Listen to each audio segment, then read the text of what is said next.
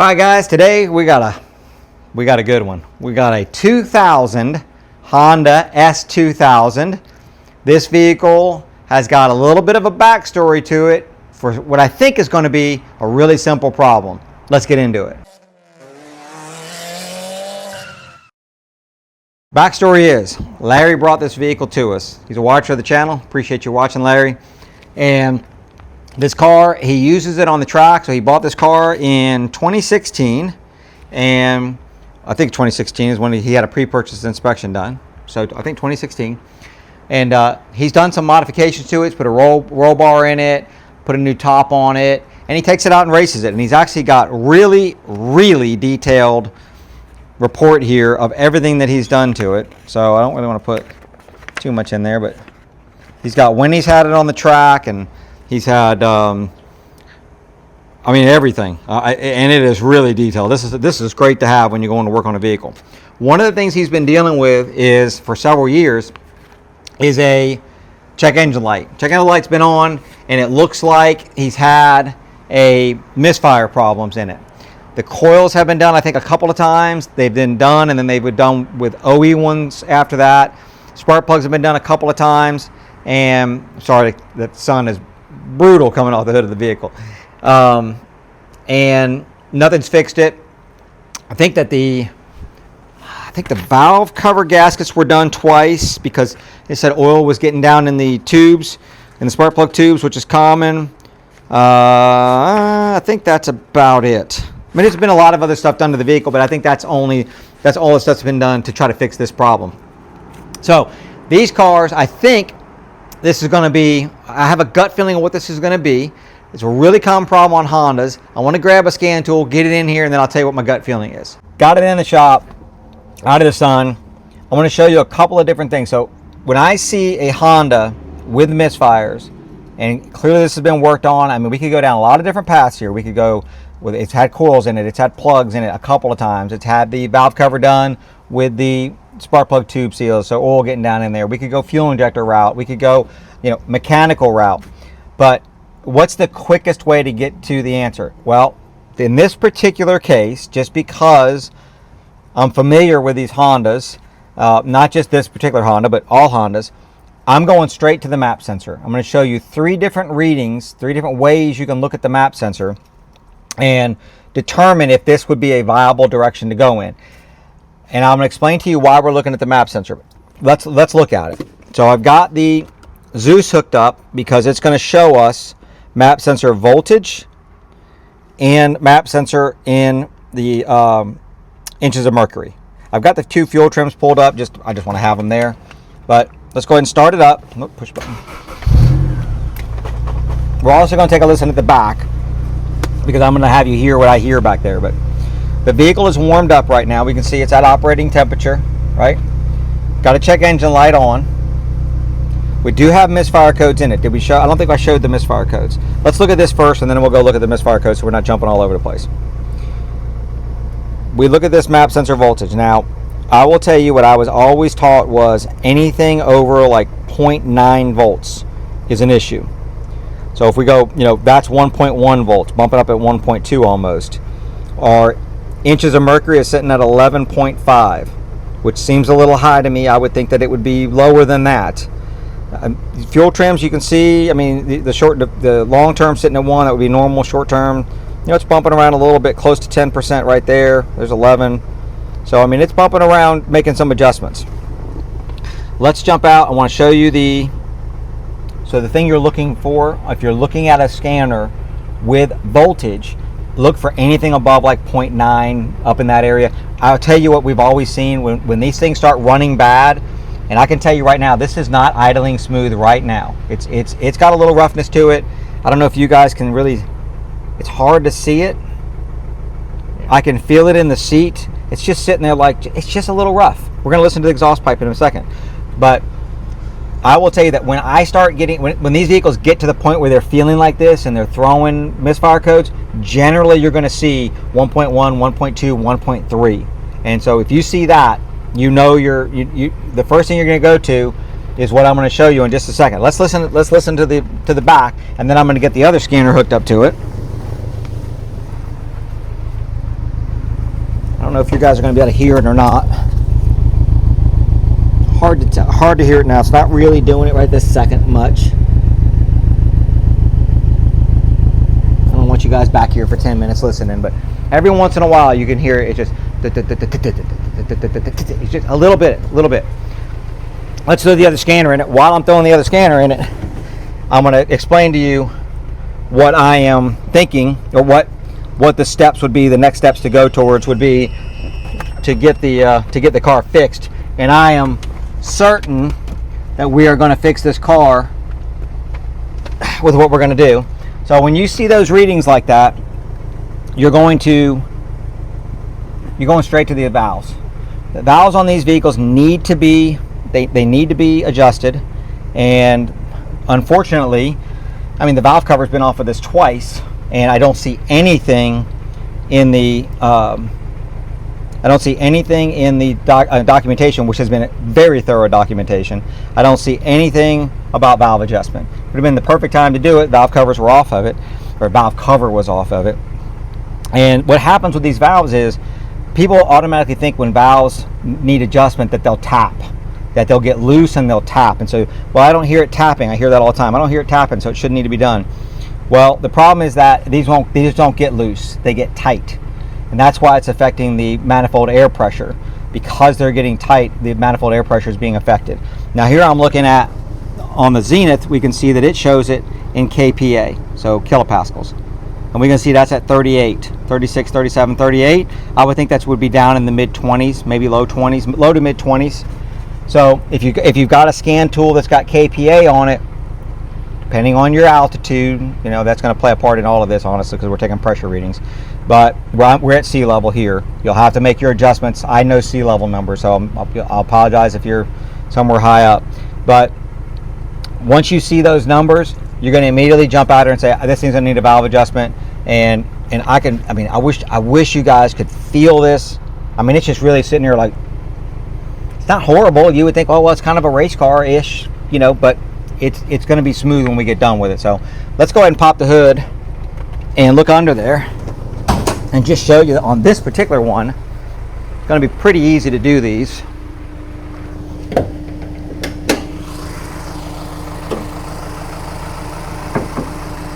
One thing when you're doing the valves on these is it has to be cold. The literature will probably tell you to adjust the valves when it's under 100 degrees.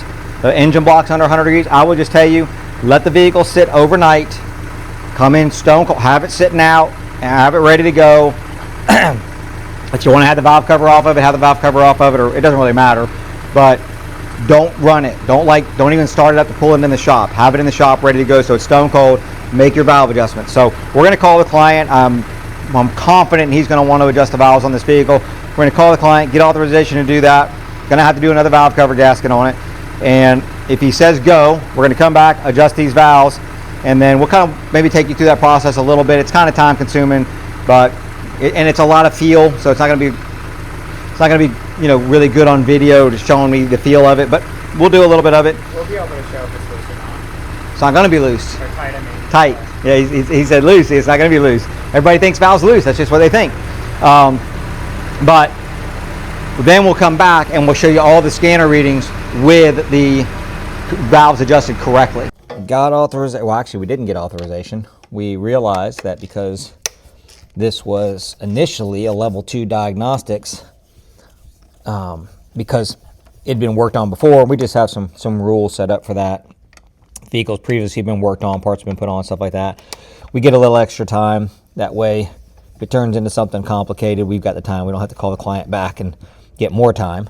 But in this case, we were able to technically lower the time for the diagnostics, and that's going to go ahead and pay for almost all of the repair. So client should be super happy that he's not going to be getting a phone call saying more money. He's just going to get a phone call saying you're good to go. Slightly more, but he was good. It's oh, you did call him? I did call him. Oh, okay, so he did call him. It was slightly more. Okay, I was told something different. It was just a little bit more, and we don't like surprises. Yeah, so. we definitely don't have surprises with the client. So He we're had gonna. no hesitation. Yeah, I'm sure he didn't. right.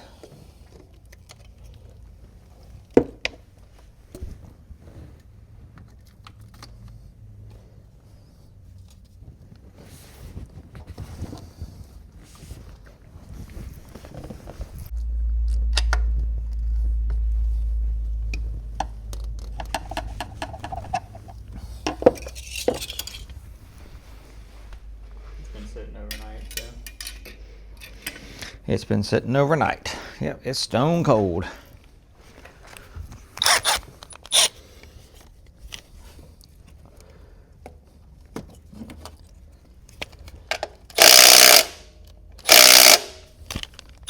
Wow, somebody got a little aggressive with this thing.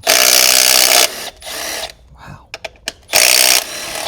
Those are a little tight.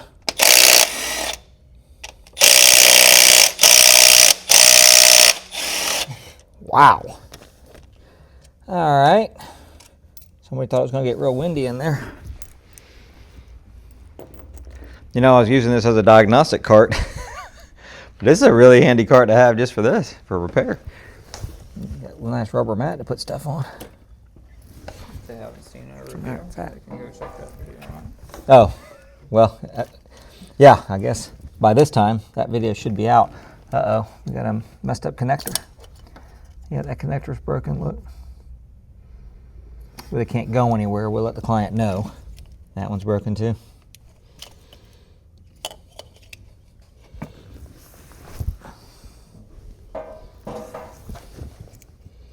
This one's good.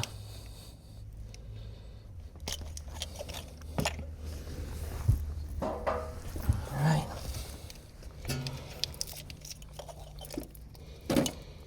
I think that this doesn't go to a lot. So we're going to see if we can't just disconnect this stuff. That way.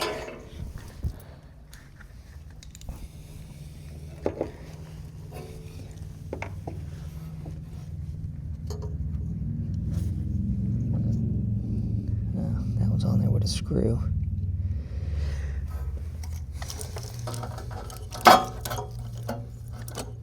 Tell you what, we'll just leave it like this. I think we'll be all right.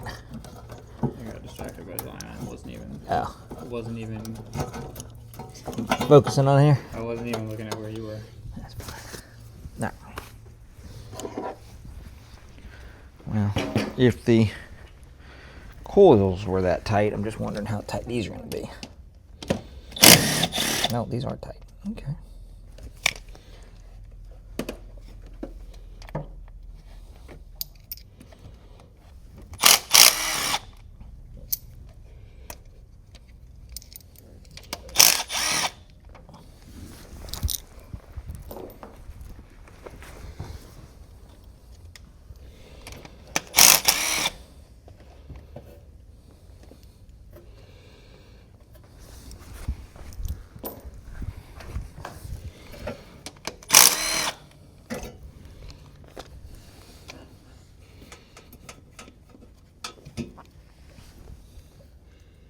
Got something blinking down there.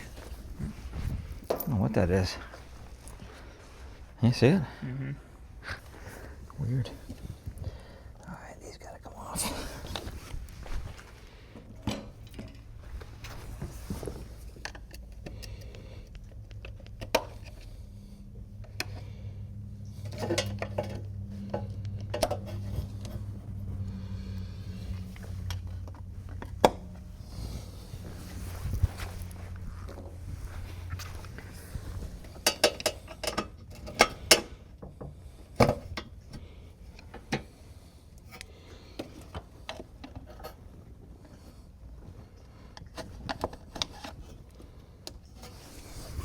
See if she comes out. There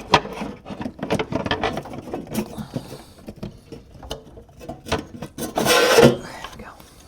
Clean, clean, clean, clean, clean. All right, so when you're doing these, you're gonna have a procedure, and the procedure is gonna tell you to line up marks a certain way to make sure that the valves are obviously closed all the way. There's gonna be some marks on here. The way I do it is, because if you do it the way the procedure says, you only have to turn the crankshaft a couple of times. You'll line up a few of them, and then you can do it. Like we could do this one, that one can be done, this one can be done. So if we want to do it like that, we can. The other way you can do it is one cylinder at a time if you wanted to do that. If you're going to do it this way, just make sure you mark which ones are getting done so you don't forget, and then redo stuff. So we're going to go ahead, get a trusty paint pen and a drink of semi-cool water.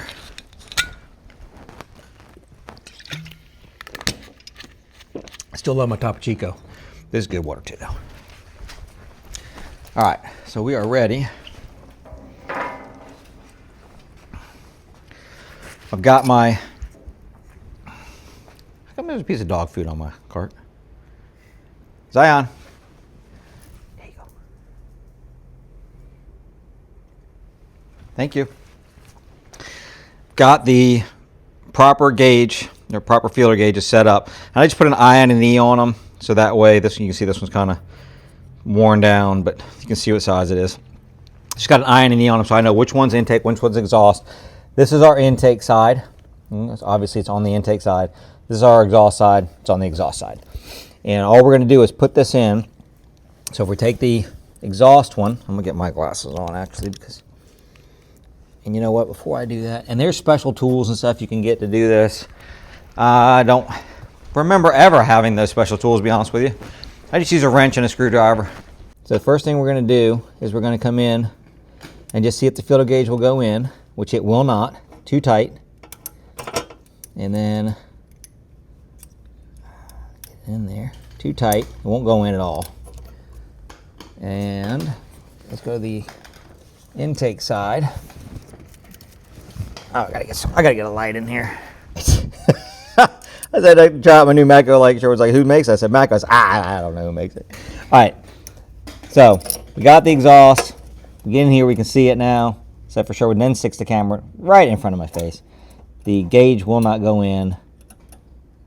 Okay, these are too tight.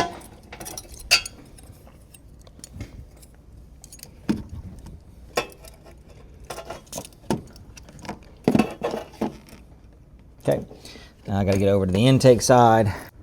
Yeah, look at there. That one goes in.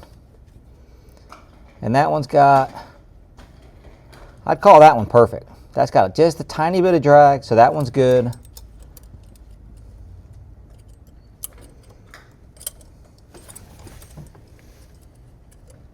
Oh, hang on, there we go. And that one's good. All right, so our two intakes are good on that one. Again, exhaust.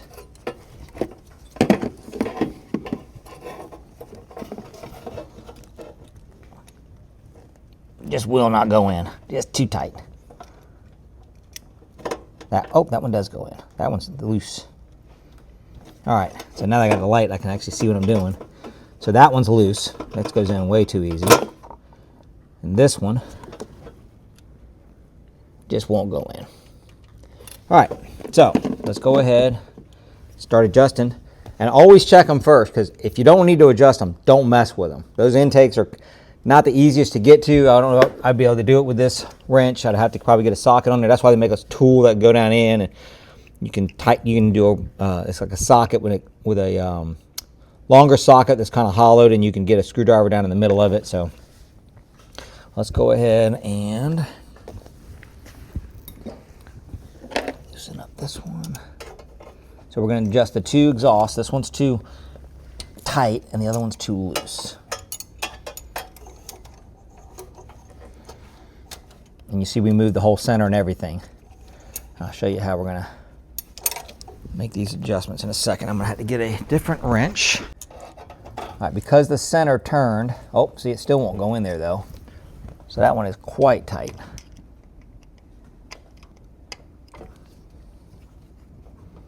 So we're just going to turn this flathead right here.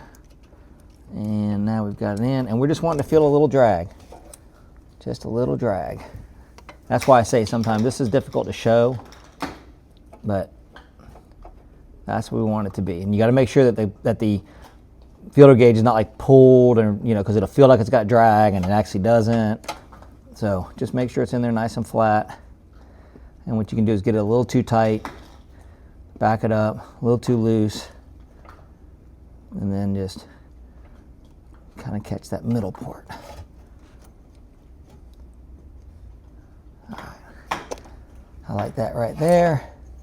Now the tricky part here is keeping the center from moving while you're tightening the nut. So we just want to, that's why it's good to have different wrenches, different length wrenches. Just hold that center, it will turn, especially when you get to where it's tight.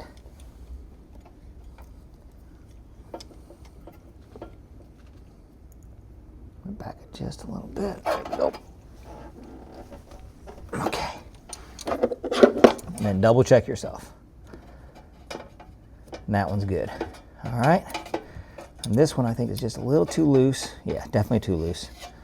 So we're going to break it loose with a longer wrench.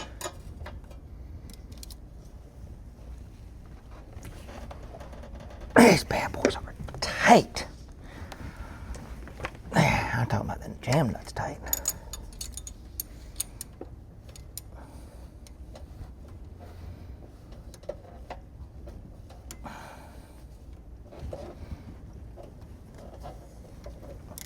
Okay. That one off.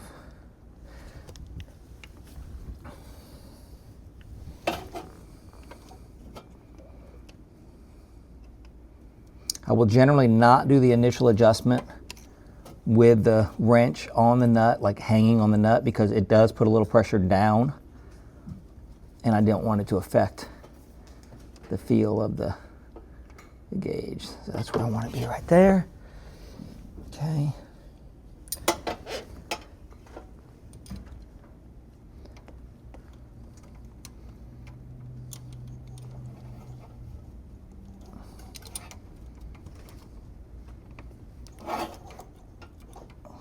Good.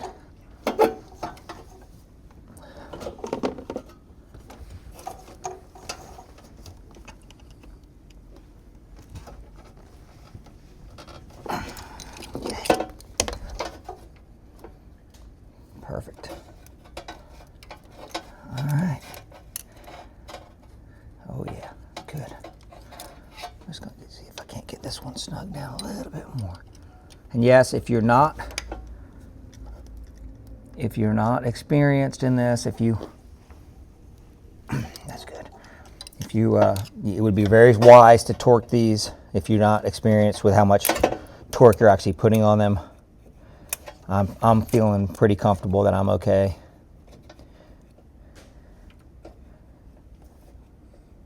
Okay, all right, that's that one. So cylinder number 1 is done.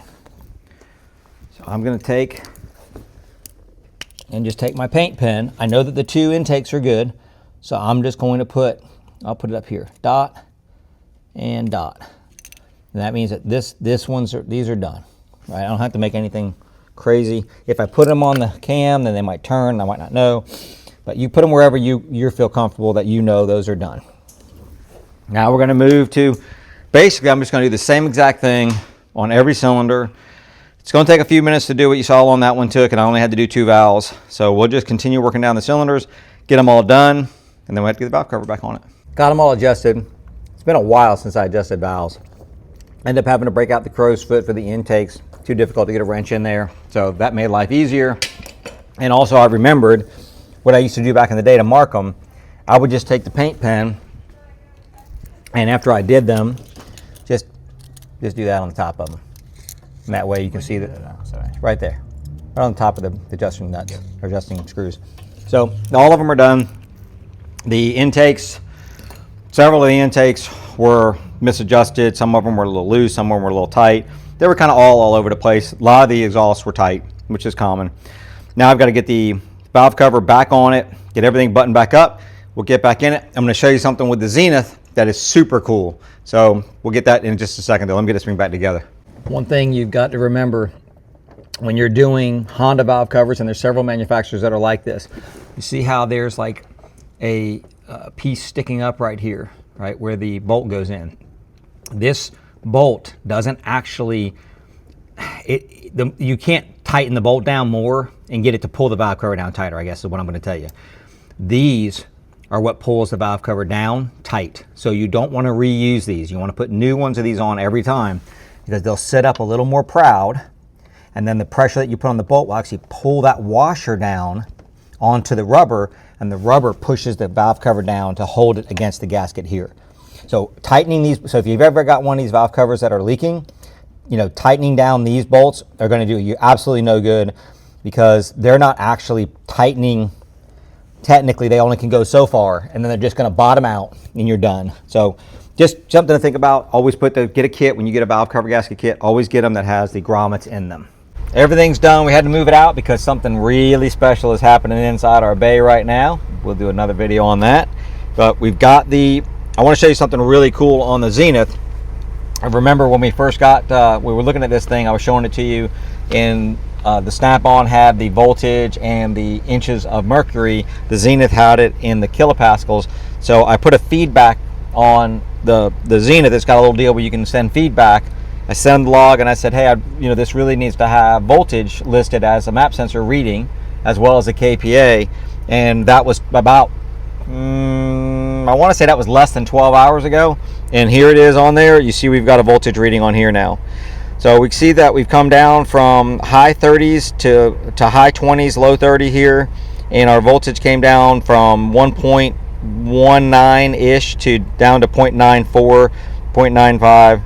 I'd like to see it a little lower than that. I mean, I really, it's warmed up, everything's good. It's been running for a little bit. The idle is right. It's sitting at about 800, which is in spec. Usually I like to see it a little lower than that, but I can tell from just sitting here, it is smooth as glass. There's no more noises than popping or anything from the exhaust. It's absolutely running great. We're going to take it down the road. I want to show you one thing. We didn't show you the codes before. So there's the codes that are in it now. That was in it previously. We have not cleared those yet. So I'm going to go ahead and erase those. All right, there we go. And then we will go back to this. And we're ready to drive this car. And once we drive it, we're going to give it back to the client and let him drive it. All right, that's it. This car's fixed. Drove it, runs out beautifully, nice and smooth. It's actually not a bad car to drive. A little tight, but it's a race car. So I had fun with this one. The only part that it took was a valve cover gasket, like that. So hope you guys like this. If you did, you know what to do. Hit that subscribe button, hit that thumbs up, hit that bell notification so you know when we drop a video. Leave a comment down below. Let me know what you think. How many times are you adjusting your valves on your Honda? Appreciate you watching. See you in the next one.